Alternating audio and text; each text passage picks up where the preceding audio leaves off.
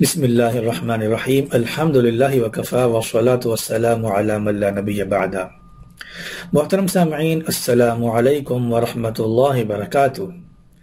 محترم سامعین، آج ہمارا ٹاپک ہے قرض سے نجات۔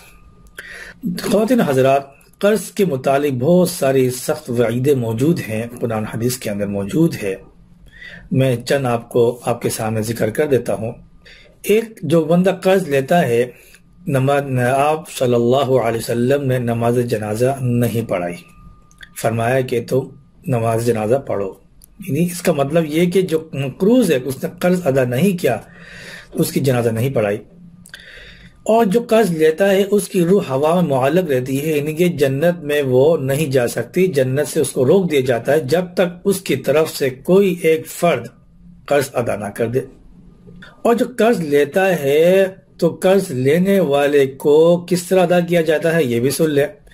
جو قرض لیتا ہے، مقروض کی نیکیوں جو ہے وہ قرض دینے والے کے حق میں شامل کر دی جاتی ہیں، مطلب اس کی نیکیاں لے کر اس کو نیکیاں واپس کر دی جاتی ہیں۔ یہ قرض کے بدلے میں، تم نے مجھ سے قرض لیا، اب اس کے بدلے میں وہ نیکیاں وہ دے رہا ہے اس بندے کو، یعنی قرض کے بدلے میں نیکیاں۔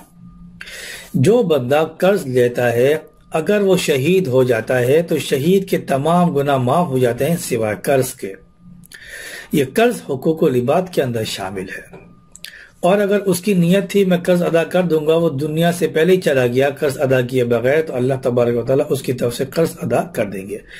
لیکن جس کی نیت یہ تھی کہ میں قرض نہیں دوں گا، میں ٹال مٹول سے کام لوں گا، یاد رکھیں حدیث کے اندر آتا ہے کہ مالدار آدمی کا ٹال مٹول کرنا بھی ظلم ہے۔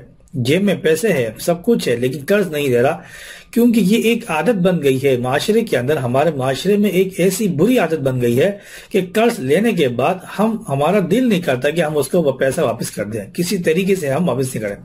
لیکن اگر آپ کے دل میں خوف خدا ہوگا، آخرت کا خوف ہوگا، قیامت کا خوف ہوگا، اگر سوچیں گے آپ، تو پھر ضرور بضرور آپ اس کو ادا کرنے کی کوشش کریں گے۔ اگر وہ معاف کر دے تو وہ الگ بات ہے، لیکن اگر وہ معاف نہیں کرتا، وہ اس میں ڈھیل دے رہا ہے، تو آپ کو چاہیے کہ جلد سے جلد اس کا قرض ادا کر دیں۔ تو یہ نسخہ، یہ روحانی نسخہ ان حضرات کے لیے ہے کہ جو قرض لیتے ہیں اور مجبوری کی وجہ سے کچھ حالات ایسے پیدا ہو جاتے ہیں، کچھ مجبوریاں ایسی پیدا ہو جاتی ہیں جن کی وجہ سے وہ قرض ادا نہیں کر پا رہے ہوتے، ان کی نیت یہی ہے کہ میں قرض ادا کر دوں، لیکن کچھ مجبوریاں ہیں، تو ان کے لیے ایک روحانی نسخہ ہے۔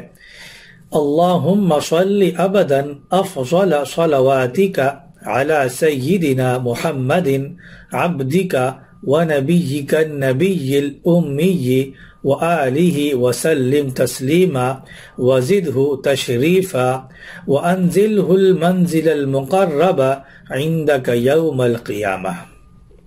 یہ درود شریف ہے، یکسوئی کے ساتھ فرصت کے اوقات میں 100 دفعہ اس درود شریف کو پڑھ کر دعا مانگے، انشاءاللہ اللہ تبارک و تعالی غیب سے انتظام فرما دیں گے۔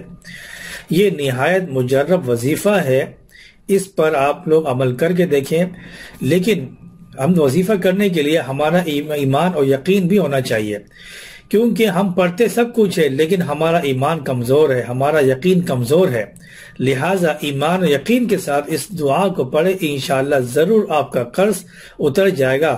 جو آپ کا قرض ہے، جو بوجھ ہے، پہاڑ جتنا بھی قرض ہوگا، وہ انشاءاللہ اللہ تبارک و تعالی غیب سے انتظام فرما دیں گے۔ اللہ تبارک و تعالی مجھے اور آپ کو عمل کی توفیق عطا فرمائے۔ وآخر دعوانا ان الحمدللہ رب العالمین۔